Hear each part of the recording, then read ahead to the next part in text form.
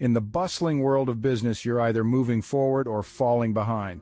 Welcome to For Action Takers Only, the podcast and Facebook group where dreams become reality. We're here to fuel your ambition, sharpen your skills, and inspire your entrepreneurial spirit. Dive into the sea of opportunities with our insightful discussions, expert advice, and powerful success stories. From investment strategies to business building tips, we've got it all.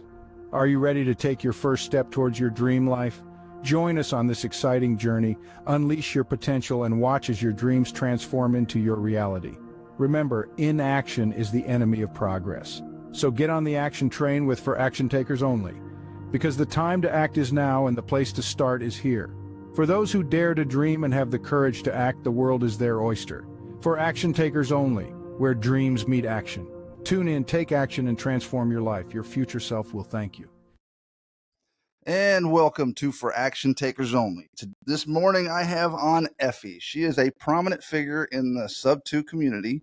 I have heard her name a lot. She has her own podcast called What the Effie. And I've watched a few, and I implore y'all to go check it out. So I'm just gonna let's get started. I know you got a grandbaby coming, so we're gonna jump right in, and I want to hear her story. I want to hear how she got involved, what she does in SubTo, because I don't know all of it. I've only heard bits and pieces. So let's hear it from the originator. How you doing, Effie? I'm doing great. First, I want to say thank you, Todd. Thank you very much for having me on. I appreciate it very much. Thank you very much for being on and taking the time to do so. My pleasure. Thank you. Thank you. So tell us, how did you get started in SubTo? How did you come across SubTo? How did I come across SubTo? I came across SubTo when I was in Vancouver, Canada, during COVID. I had been planning to move down to the Monterey Peninsula once COVID lifts, because the border was shut down more harshly than I had ever seen in my lifetime, including Vietnam, which was the only time that our border was really closed to some Americans. It was very open to draft dodgers, but not to officials. So when officials would follow them up, we'd be like, I'm sorry, there's a border here, back there, over there. We have rules. We have rules. So that's when I was looking to figure out how to do that. And I was exploring options of not using 100% cash to buy a property. So, or a traditional mortgage that was going to cause me to not qualify. Because although I had the funds, because I have the funds, I didn't have the work history and the credit history in the States, because I'd gone up to Canada for 14 years. So that erased all my history. So any of you who are going to travel internationally or live internationally, keep your credit alive in the States. A costly mistake I made. So anyhow, I was looking for an alternative way, and I had joined Anderson Advising, and they had PACE on. And I know that PACE has parted ways with Anderson, but I do have them to thank for putting me in touch with PACE. So long story short, I searched them out, and I didn't come across SubTo. I came across Gator 2B. It hadn't started yet. So that's how I first started. My first conversation with Pace was at the very end of one of his introductory, it's coming, this is going to happen. And we spoke for 8 minutes, and then I decided that this man's going to be in my life. So I joined Gator to find out that, wait, Gator's not really it. He keeps saying this SubTo stuff, SubTo. I was like, well, let me check that out. And I was like, that's where his heart really is. Because at that point in Gator development, we were, it was a different story than it is now. So I joined SubTo then. And it has been a little, let's see. It has been 2 years and 3 months. 2 years and 3 months in SubTo. So before joining SubTo and Gator, are you a member of Gator 2 then also? I am. Okay, so I'm a member of SubTo and a member of Gator. Any others? Just the masterminds, the PML masterminds, these SubTo masterminds. Have been to a number of those. Deal or no deal, deal maker weekends, things like that. Okay. All right. So what did you do before SubTo? Did you have prior experience in real estate? Well, one thing I think that I'd like to impart to your audience and anyone who sees this is that when I first met Pace, at the very end, he had said, oh, yes, you can do this. You can become a lender and you can become a sponsor. And he said, if Effie can do it, you can do it. And that has become my tag because it's very true. And what I mean by that is I'm in real estate at an age of 70. I started at 68. Okay. But I also was in real estate when I was 11 years old. That's when I got my first real start, my roots.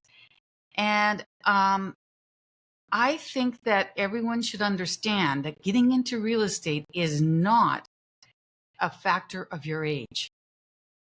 I don't care if you're 11. I don't care if you're 70 or 80 or 90. As long as you're functional and you have a passion for it, you can do it.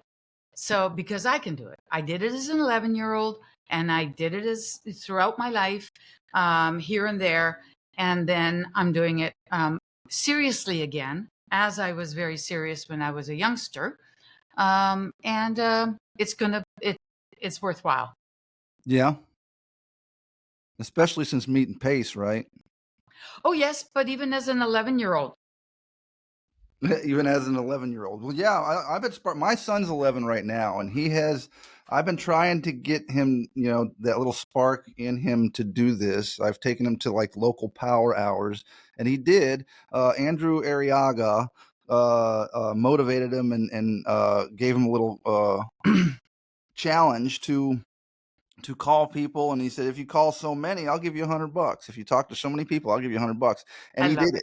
My son did it. So, but the bad thing is my son wanted to go. He wanted to go. He was excited to go the next weekend, but all because he was like thinking that opportunity was going to be there every weekend to make $100. And I was like, no, that was you got lucky. You're lucky that he offered you that. That's not something he's going to do and does to everybody. So. And he went back and got freaked out on the next call he got on, and hasn't done it since. So, well, when I was 11, my mom decided that we needed to buy properties. We had one that we were living in, and the house hacked it into a duplex. But okay. my mother couldn't speak English. She had no language skills, and she said to my older brother, because it's traditional in the Greek family that the guys hold more power, that he's going to help her. And he put a real fuss up and said, no way, no way, no way. And she finally gave in, and she turned her eyes at me and she said, you're going to do it. And I was like, no, I'm not, because I didn't want to do it. And she just kind of grabbed me by the ear and said, no, you're coming and you're going to do this. And the first few properties we went and saw was the horror that my brother had built up, because, he was like, I'm not going to be a looky-loo. I was like, looky-loo? What's a looky-loo? Had to look that up, And true, I did end up going into some of my schoolmates' homes and bedrooms, and they weren't happy about it. Like, what the hell is she doing here? So I really didn't like it at the beginning, but very soon I stopped seeing people and people's things in the house. I just looked right past them, and I was looking for structural issues. I was looking at the age of the water heater, what the heating system was like, because at that time Vancouver was changing from coal. Sorry, Vancouver's a beautiful city, and when it burned coal, it wasn't so pretty. To right. gas and things like that. What the roof looked like, what the pipes looked like. I suddenly became very interested in houses. I loved it. So we looked and we looked, and for 3 years we looked, and every weekend within our little neighborhood. And it was a real learning experience. We couldn't talk when we were with the realtors because in those days they were prejudiced against foreigners. They called us foreigners. So if Okay. my mom spoke Greek to me, they're like, what is she saying? Why is she talking? Oh. So we had to wait till after to debrief. um Mhm. and I asked questions, but not my mom, and I did all the speaking, and then we would compare notes afterwards. And it was interesting to me to actually learn how to comp intuitively. No books, no, equations per se. But after we'd seen 40, 50, 80, 100 more houses, we knew darn well, oh, that one over there has the same as this, pretty much, but it's on a less busy street. It has they've updated the electrical, whatever they've done. This one has more value. How much do we think more value? We would do this. So during those 3 years, we purchased 3 homes. Okay. And the very first one was purchased when I was 11, and I did the negotiation on it. 11, and you did the negotiation on it. Wow. Because my mom couldn't speak English. So it was the realtor, it was the owner, it was me in those days I had square bangs and braids. I looked totally Greek. And my mom. And, when we decided that was the house we wanted, we had to do our talking beforehand. So my mom said, okay, we'll go to $25,000 max. Got it? And I said, okay, a couple of conditions. Don't say one word until I give you permission, because we know what they do. And no matter what happens, don't interject. She goes, okay. So we went, and the house was priced at $25,500. Mhm. And I convinced the realtor and the owner to accept $24,500, Hmm. which was a lot of money in those days. $1,000.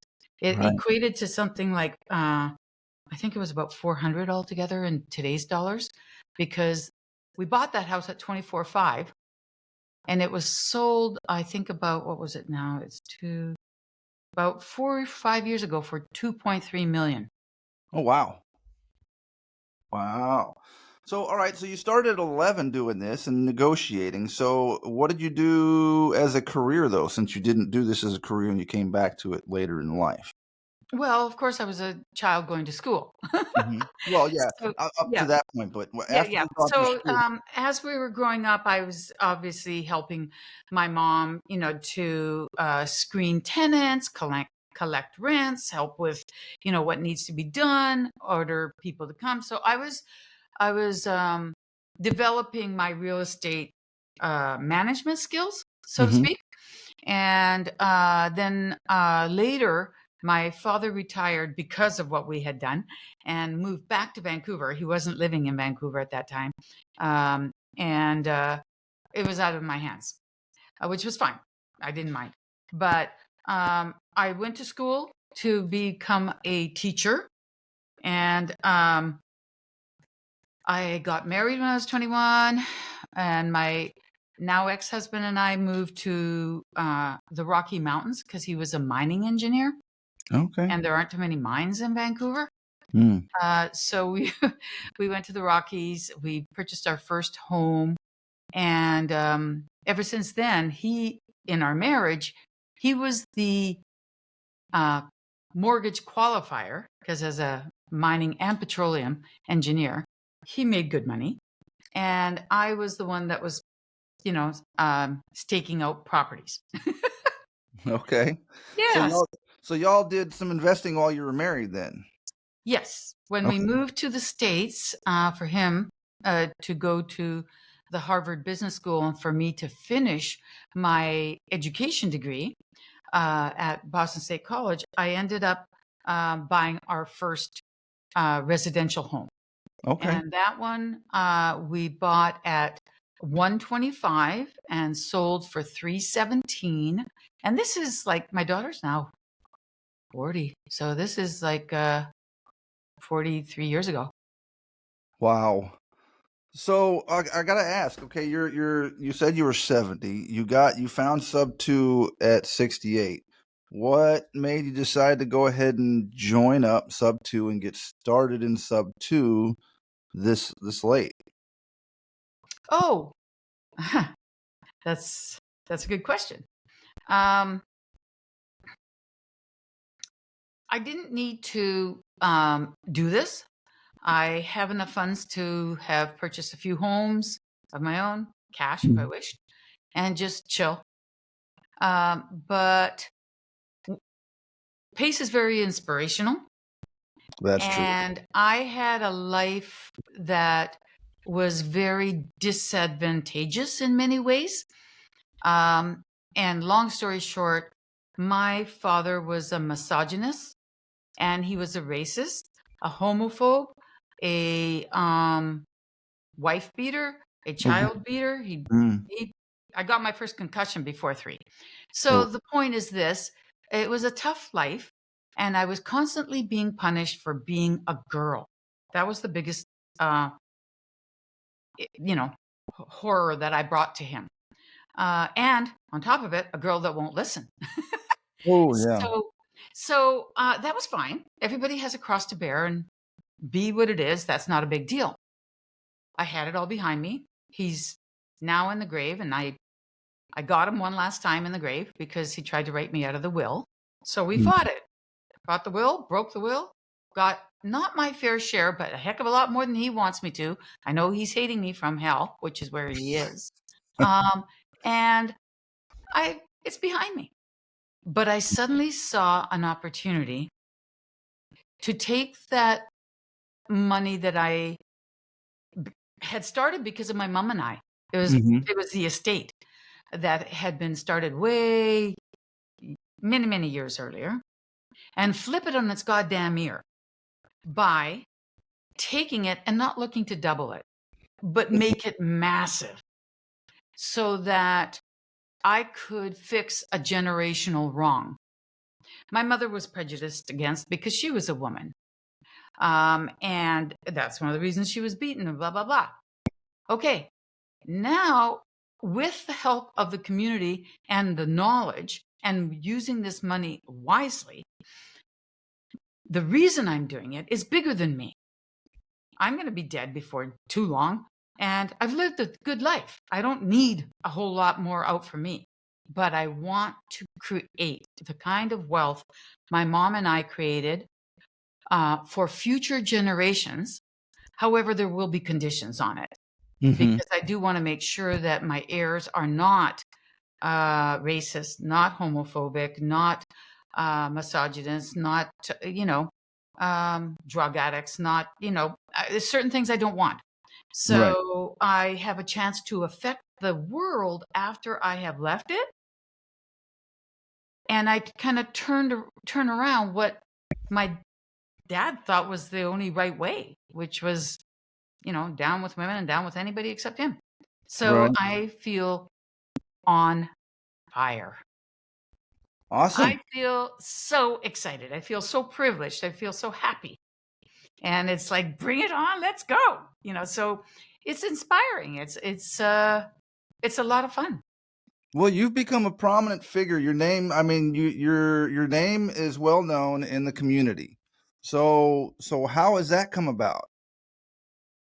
How has that come about? That's a question for the people who are drawn to me. Don't ask me. I'm Right. still a little bit surprised. I figured I'd be at the back of the room looking over the heads of everybody who's younger and just happy to be in the room. So how many, do you remember, let me ask you this. Do you remember how many people were in the community when you joined? Yes, it was under 4,000. We were at 3,008, 900 in there. And what year was that again? It's been we're in 24, 22. 22. Okay, so you officially joined. Were you watching Creative or Pace's YouTube before you joined? Nope.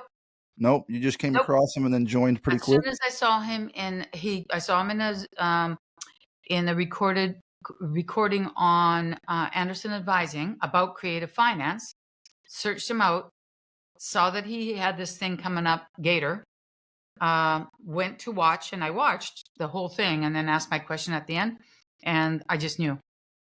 Okay. Have you been in any other programs? Well, Anderson Advising, of course. Besides, And well, besides that, but anything like online, any online programs like the TTTP or well, Bigger Pockets or I was a member of Bigger Pockets, okay, but I was learning, but it was a bit traditional, so Mhm. to speak, in some ways.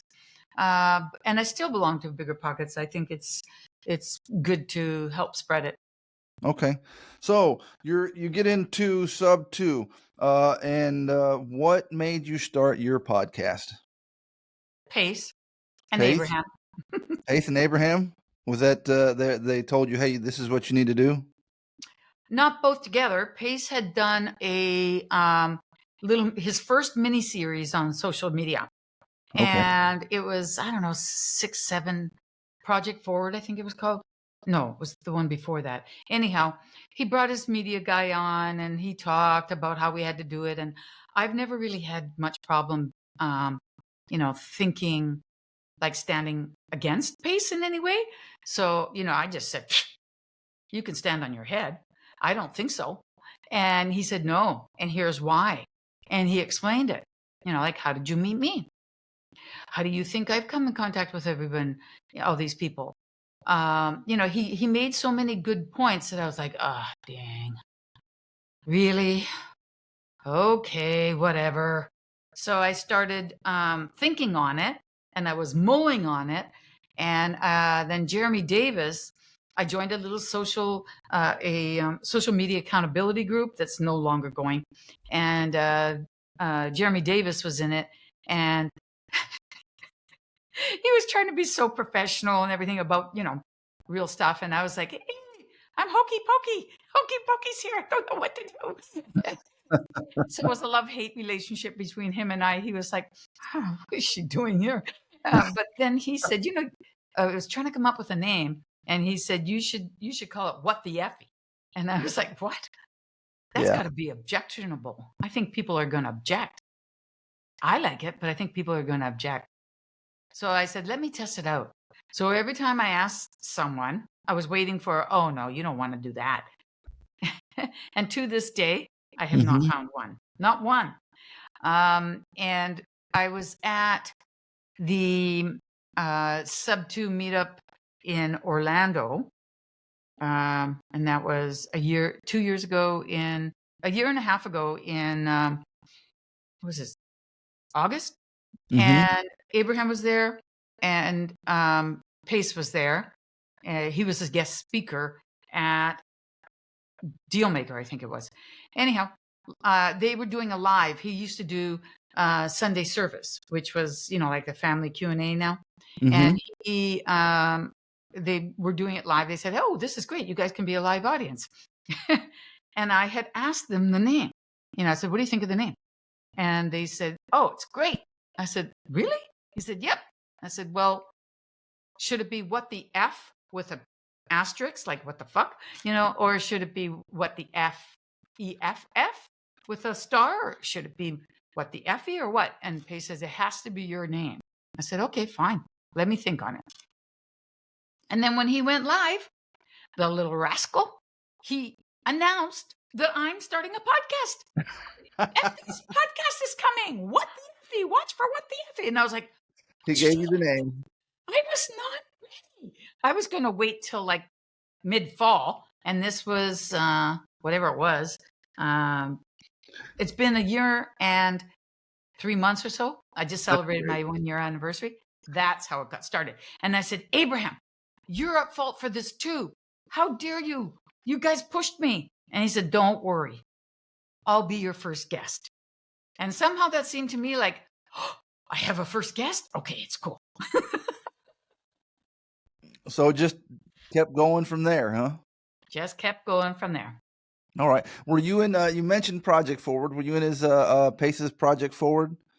Oh, yeah. But that was a little bit too easy for me because he's like, you have to get to know 40 people and you got to contact them and look, you have to have at least 40 people in your contacts. And I said, oh, how many people do I have in my contacts? And I looked and there were over 200. I was Oh, like, you already got it. I guess I've got that, and then it's like, um, you know, connect with some people. I said, okay. And everybody's like, hey, will you connect with you? Will you connect with me? I was like, sure. So it was easy for me because I had already been doing the podcast and had been going up that networking curve. All right. So can you tell us the story about your first time meeting Pace? Oh, boy, you're hitting all the ones that mean something. Uh, Well, we were during COVID. I couldn't set up my LLCs when I was in Vancouver. I couldn't set up my bank accounts. Couldn't do anything except network, which is what I did. And finally, COVID lifted, and I was. My daughter informed me she was expecting this grandbaby that's going to be coming over in a bit, and that she really wanted me to come and live in Chicago land. And I was like, I don't want to live in Chicagoland. But when she told me why, I was like, okay, I'm coming. But limited time offer, 1 year minimum, 2 years max. She's like, okay. So I flew with my cat from Vancouver to Chicago, spent the night at my daughter's home, left my cat with her, caught the next flight from Chicago to Phoenix for the very first golden ticket. okay. I was invited and I said, perfect. So at the very good first golden ticket, that is when I met Pace in person. It was a little overwhelming. It was overwhelming to meet everyone. I bet that's a big event. Yeah, and remember now, I hadn't been able to connect with anybody. Like sometimes we connect with people who are in our area, or we know they live near us, so that helps a bit. But I was like way far from anyone, and absolutely everybody I met were people that just about everybody I had numerous conversations with, and I was like, oh. This is real. I felt like my jaw was down to the ground. Mhm. Other people say, no, you didn't look in shock, but I felt like in shock. Right. So, Yeah. gotta ask this: since now being in SubTo, what kind of investing are you doing? Are you doing buy and holds, fix and flips? Or are you doing Airbnbs, pad splits? Well, again, if for anybody who's listening to this, you can do real estate at any age, whether you're young and or whether you're older or whether you're your age, doesn't matter. In my experience, though, have found that it takes a long time. It's a long game. In 3 years, we bought 3 homes, but we looked at homes every single weekend and we put some offers in that weren't accepted. It was a lot of work. Mm-hmm. And I had thought erroneously, when I get down to the US, everything's going to be good. I'll have set up my LLCs, my bank accounts. Come on, guys, send me creative deals, something I can buy in Chicago and live in. Never happened. I'm at the point now where in a couple of weeks, I'm closing on my primary residence being purchased traditionally. Okay. For those of you who want to buy your own home creatively, your own home, the only way you're going to do that is accept whatever comes down the pike. Mm-hmm. And I couldn't accept whatever comes down the pike. I had requirements because I have to be within 15 minutes of that grandbaby. So Right. that makes it a very small area. And, as a result, nothing came up that was creative.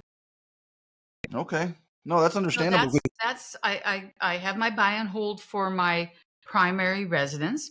I went looking for all sorts of deals, and it's taken me almost 2 years. It was in April. It was almost 2 years.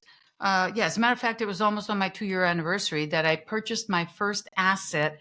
And it was creative. It's in Charlotte. Okay. And it's being renovated right now. from a single family to co-living. And it's still in renovation, and we are very close to July. So, as you can see, it takes time. It is not a home run. Mm-hmm. It's barely a punt, but it doesn't matter. It's a start. Right. So, because when you've been through my experience, I can look at it the short term and say, what the frick am I doing putting so much money in this house? It's way too much for the market. It's not as good a deal as I want. I can say that. Or I Mm-hmm. can say, remember how much that $24,500 property was at the, 50 years later, Mm-hmm. 60 years later, well, 50. Yeah. So I'm choosing to look at it as a long game. So whatever it is, but it's not as efficient as my development of other properties will be in the future. So I have my first asset. I also have I'm in my first Airbnb Okay. with Abraham. Okay. Great. We're 50-50 owners.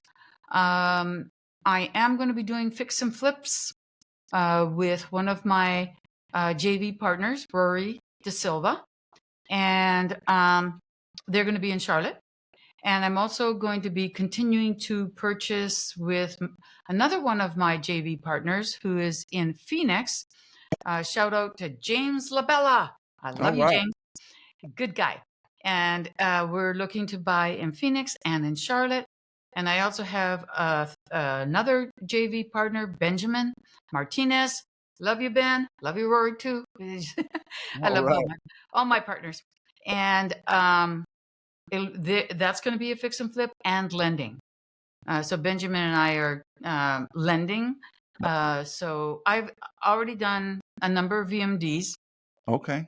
a few PMLs, and then I guess last week I did my first, um, six-figure lend. So that's good. Okay. Yeah, I was gonna get to that because that's how I actually. I mean, I've heard your name, but I got to meet you in person at a private money lending event here in Houston, put on by all of a sudden Chai his and Prakash. guy, yeah, Chai. So and it was a great event, Yep, and and Alexis was there, and Abraham was there. Abraham. It was a lot of learning, wasn't it?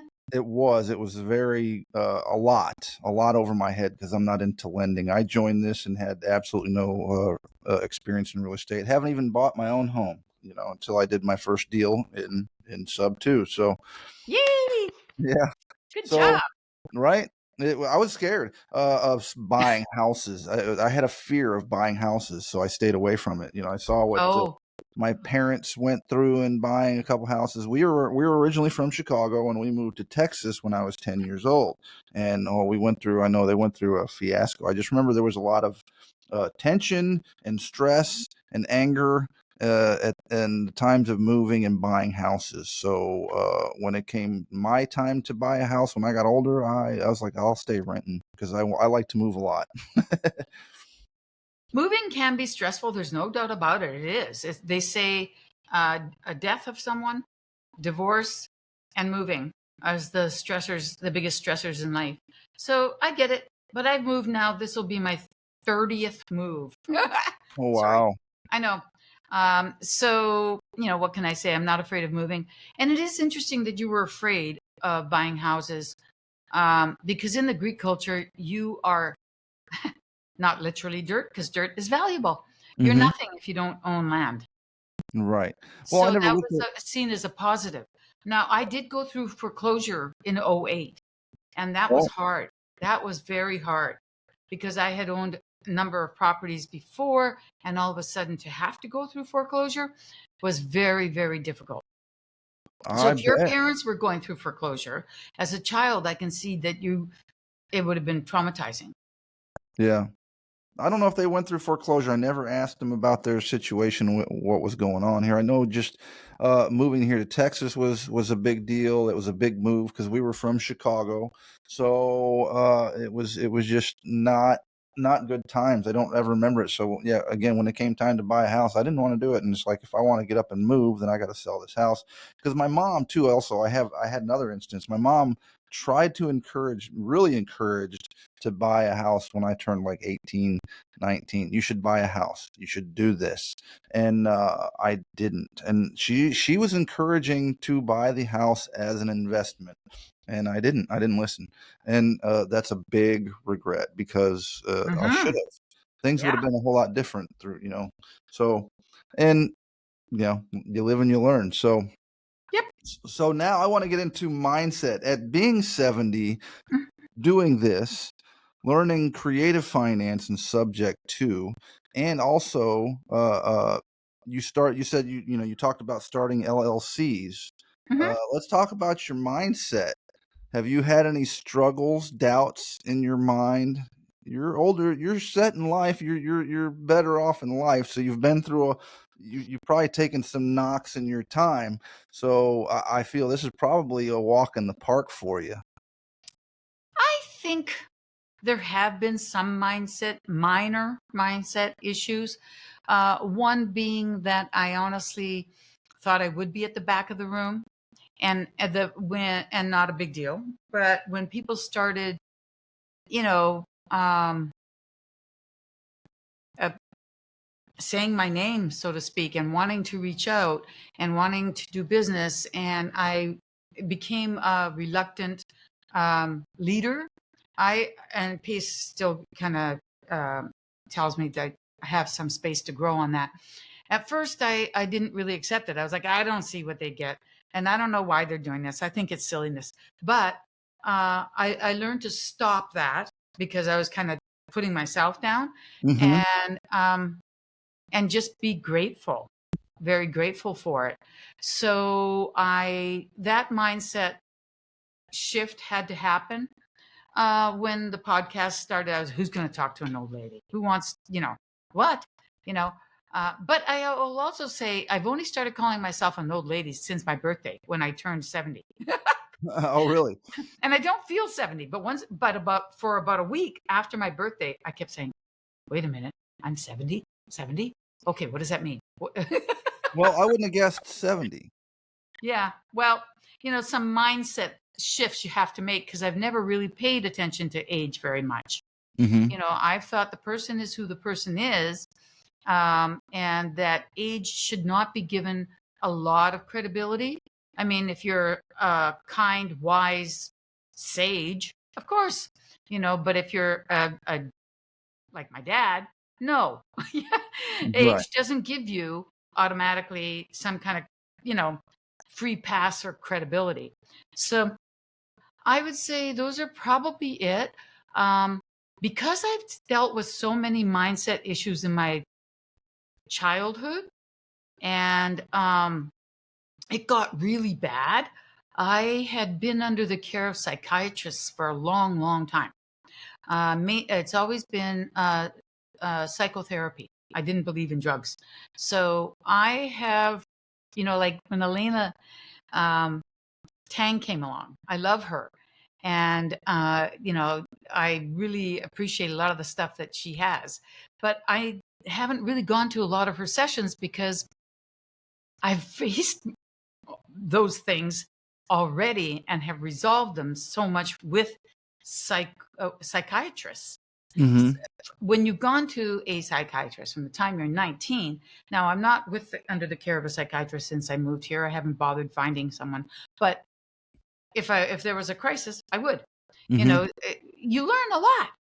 You learn a lot, and a lot about yourself. You learn about a lot about psychiatry and mindset, and about yourself. So I feel like mindset is probably a strength. I tend to look at everything as being not just the glass is half full, but you have a fucking glass. Be grateful, and you've got water. There's water There you in go. it. You hit the nail on the head. You have a fucking glass. I mean, come on. How Exactly. many people It's don't even have? water. Yeah, how many people don't have a glass? That's How- right. Does anybody ever think of that? How many people don't have a glass and I have one? Yeah. Well, when I was born in Greece, we didn't have running water, and we didn't have electricity. So no toilet, no, it was bad. And then when I went back when I was 17, my dad had a great idea that he thought he'd marry me off to some old Greek fart. and they still didn't have running water. I mean, they turned the tap on, but if the village upstream turned their tap on, the village that I came from, it stopped. And they had one light bulb in an entire house. It was pretty sad. It's much better now, but I know what true poverty is, to be Yeah. hungry and not to have shoes and things like that. So I don't throw it in people's faces. I'm saying it here so that people can understand. My mindset starts from that. Right. It gives you a different perspective It and does. gives you a different motivation than And most. not to say that people in the States don't have horrible living conditions. Some do. Mhm. But, at least,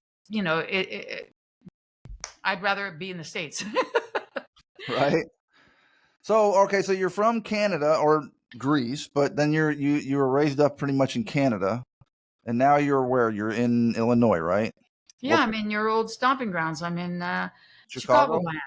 All right. How long have you been in Chicago? A year and a half. So, 2 years is coming up. So And you now, why am I doubled buying a residence when 2 years is coming up? Right. Because I want a place to come and stay after I leave without infringing on the kids. And it will be turned into an investment property in the future. But for now, it's my primary. Okay. And you're going there because your daughter's there in Chicago? Yeah, no, not my daughter, the grandbaby. I mean, Oh, the grandbaby. when they moved, my daughter and son-in-law lived in Napa. Oh, I okay. love Napa. I was like, okay, I'm coming to Napa. But they moved back to Chicago because of the fires that Napa was having.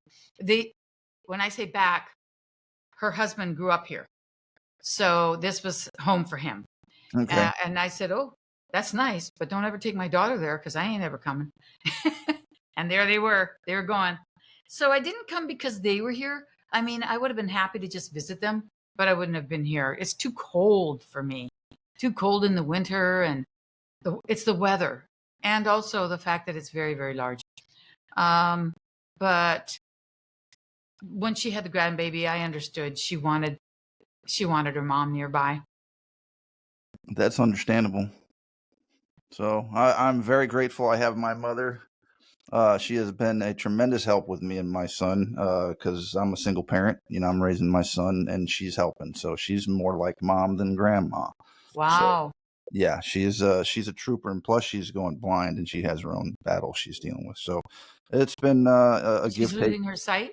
Yes, she has a generic eye disease, runs in the family. Her mother had it and was blind at a very early age, and now she's going through it. She lost her left eye last year, or no, 2 years. It was 2022. She lost the eye, or no, it might have been 2020. I think because my dad died 2022. Then she lost her eye the year after, and then so we've been recovering from those two things. So I'm sorry to hear that. yeah, it's been a rough ride, but it's coming along. So Yeah.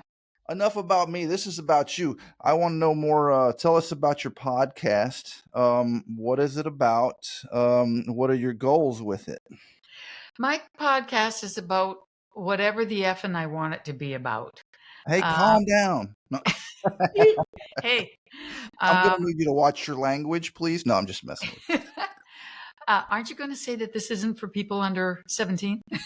No, I mean, the kid is going to learn the words. I cussed in front of my son when he was a baby, so I don't worry about too much of that. No, I'm just I kidding. wasn't good in that area, but go ahead. It's basically just interviewing people that I find interesting. And most of them tend to be in real estate. It's, because you get to ask whoever you want. You choose them. And I know some people in SubTo, ever since the Owners Club, I've noticed that people are like, hey, I'm available for interviewing. Who wants to interview me? And I'm like, guys, maybe not so public. Why don't you just ask privately?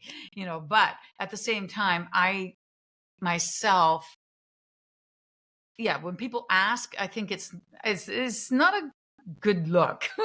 Right. It's not a good look. To beg them to be on somebody's podcast is what you're saying. Unless it's a cause, like, hey, so-and-so died from leukemia in my family. I want to go on a podcast. Can I come on your podcast? I want to bring awareness to this. That's a different thing. But if it's just self-promotion, I think that maybe get somebody else to ask for you. I don't know. Hmm. But thank you for asking me. No I, problem. I like it because it's fun. You get to know people better. You get to ask whatever questions you feel are important and interesting to you. And then, you know, um, you, I love it. I love it. You can have them back if you want, things like Right, that. right. So before you started, how was it? How was your feelings on social media? Did you have a lot of experience, or was this something you were like, I don't know if this is something I want to mess with? Well, okay, I had my own Facebook page, which is the same one I have now, and which has just had hit 5,000 a couple of weeks ago. So I had to go and remove some, you know, dead accounts and things like that Okay. because I was teaching ESL, English as a second language in Vancouver to adults. They had Okay. to be 16 up to 72, and they were all over the world. And I was a popular teacher. They really liked me, and I liked my students. And we built communities on Facebook, and they wanted to be on my Facebook. And I was like, yeah, sure. And I still, like, someone on my YouTube came on one of my podcasts. Oops, sorry, and announced, who she was. I remembered her immediately, and she couldn't believe I remembered her because she had stayed on my Facebook page and she was following instead of posting. But anyways, I had maybe 2,000 before I joined SubTo. And that was the extent of it, except that I had to hold a lesson on YouTube's, state channels. And I made one 13, 14 years ago so I could teach it in English to the students. And I forgot all about it. Okay. And then when I started this YouTube channel, every once in a while, somebody says, somebody's ripping you off. They're spoofing you. Because it only has two things up there, pictures of dogs. I didn't need it. I didn't need it. I forgot about it. All So right. I didn't want to do it, but I realized the value. I Okay. realize the value now, and it is extremely important to do it whether you like it or not. Right. So how was the first? Do you remember your first interview? Who was it? It was Abraham. Okay. Oh, Abraham was your very first. Yeah, because he volunteered after he pushed me, and I did it all wrong, but that's okay. I learned because I thought, oh, he's quite well known. Let me ask, what question would you ask of Abraham if it was your podcast? And I got so many questions. So many people had expectations if he's going to ask him my question. The questions were totally disjointed. They weren't mine. It was stupid, but it was a start. And that was the only one that I've ever solicited. Send me your questions. From then on, I've just found my own questions. Right. So do you do topics every time? Do you just tell them, hey, choose a topic, or do you choose the topic? How do you do it? I allow them to choose, Okay. and because sometimes they do have a cause, and they choose their cause, and they talk about that, or their journey, or whatever it is that's interesting to them. And of course, with StreamYard, since it's live, I have questions in the audience, and I will pull them up and ask for sure. And not always. Sometimes there'll be a question that I'll be like, I don't know what that question means, or why they want to know that. But most questions I will entertain. Okay. So you're doing lives all the time now? Once a week on Mondays. Okay. Once a I'm week on doing them. Mondays. Yep, 4 p.m. Eastern time, and it's on YouTube. What the Effie? It streams live on YouTube, and on Facebook. YouTube and Facebook. Okay. Mhm. Is the recordings on any other apps like Spotify or anything? You broadcast any other apps? No, I have not done that. I'm just now starting to get my YouTube organized. I Okay. have a series on co-living. Ever since Pace said, just go, just start.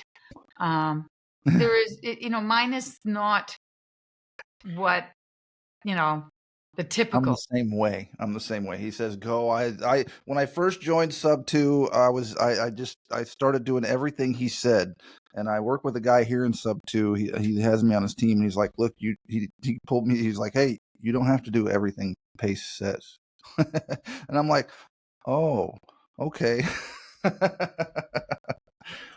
So that's how I got started. I got started with this one because of Project Forward. So, and I was very Nice. reluctant. Yeah, I was very reluctant though. I was like, when he gave the homework assignment, I was cursing. I was like, man, okay, well, maybe I'm not going to do Project Forward. I didn't really want to do this. I did I not know. look forward to I this. I get it. Yeah. I mean, So, not that when I say I know, I mean I've been there, done that. I yeah. understand. Well, it's like learning all the new stuff with social media. I was kind of in social media when I got into SubTo, but not much into social media, But it was like, okay, now I really got to do this. So that's been the struggle and really putting yourself out there. What is this going to do?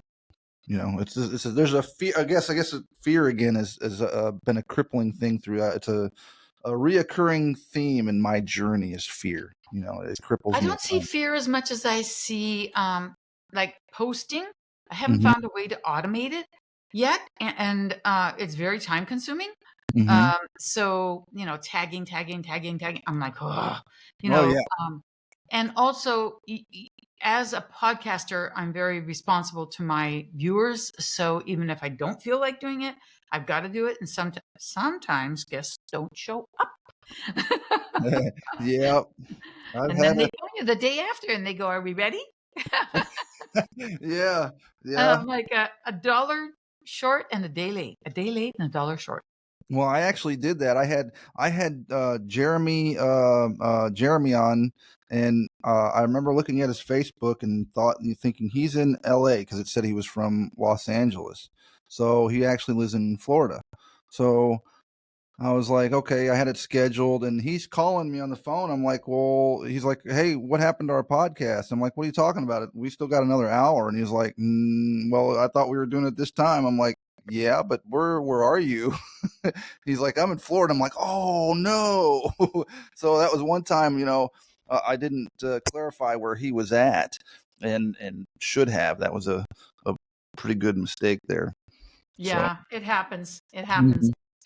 So So it's the what way was it goes. your tell us the after the second interview, how was that one? Since you Oh, it did was great. Abraham. It was Munif, and Okay. I had a lot of fun. A lot of fun. It was, we were off and running. We were off and running. Oop. It's just that it was a little bit. Um, We're getting close to time. yeah.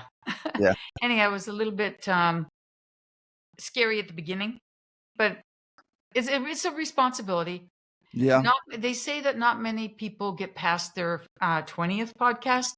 So, I know that now I'm looking at where will I be in year 4, year 7, I How many have you accept it. done now? How many? Um, I think it's 70, 80. I don't know. Whatever it is, I thought you were 50, close to 100. maybe. Oh, yes, with all the others. I meant the what Just the what Effie the F? podcast. Okay. Yeah, because that's just done once a week. So basically, we're looking at about 60, 70. I don't know. I'd have to go back and count. But I know there's a lot more because I've done many others like that mini series on co-living and stuff. Mm-hmm. And I Okay. did one on whole life and things of that sort. All right. I really appreciate your time. I know we're getting right down to the minute. We got like 3 minutes left, and your grandchild is supposed to be there. So I am not going to steal any of that time from you because that's very important, precious time that you need. So I just want you to tell people where they can find you, like your email. Tell them again what your how they can find your podcast. Do you have a website, anything like that that's important? And I do. and I will. I do. Okay. And why don't I just send them to you and you can put them in the links below? But my website is effie-rei.com. That's easy enough. So Yep. effie.re.com. You can find her very easy on there. Thank you And then very with much. IG and with YouTube, it's at What the Effie. Now, What the Effie is with underscores. What underscore Effie underscore. You need that last underscore. Whether Okay, it's so you. there's an underscore after Effie. Mhm. Okay. And then it'll take you to my IG and or to YouTube. And all I can say is I only have one place to go, and that is up and get better. So don't be too critical. It's not Pace. It's not Jamil. No, none of us are, and we're all learning and growing daily, so it's no big deal. And I'll have all her information again in the description. We'll put all that in the description. Thank you for your time. I very much appreciate it. And any last shout outs, any last words of encouragement or advice you'd like to give? And then I have one very last question, and we'll let you go. Okay. The only advice I have to give is if you're looking to get started in real estate, what the are you waiting for? Get started. Because if I can do it as a child and as an old fogey, you can do it if you get off your duff. That's it. Right. And if you want to get involved, you can search out Effie. You can search out SubTo. I will have a link also for if you would like to join SubTo in the description. So, from there, my last question is: what do you think is more important, and where would you get the most gain with more positive thinking or with less negative thinking? With more positive thinking. Okay. Yeah, because you know what? Negative thinking is okay if you can turn it around, if you can put it to use for you, because negative things happen. So you can't just pretend they don't. So negative thinking has its place if you look at it as problem solving, which means more positive thinking. You have to do more digging to get to that positive result. So, I've had a hell of a lot of negativity, and I still consider myself very lucky. So, people who focus on the negative and they, say, well, I just want less of that. Come to terms with yourself and those things, conquer them through positivity and move forward. So That's that's what I awesome. think. Good answer. Well, there's no right or wrong. I just like to, that's my ending question. So I like to see, because the mindset is a big thing. I have a lot of struggles doing this and starting business. I've been one that's kind of been an employee. I still have an employee mindset, and it's been a hard thing to break. So that's why I do it. Again, I thank you for your time. Go spend your time with your grandchild. I got a minute over. I very much appreciate it. And I'm going to have to stop it and ask you just to leave it on if the recording isn't done. So I'm going to stop the recording right now. Thank you all, people. Thank you, Todd. Thank you, everyone. Nice to speak with you. Bye. Thank you.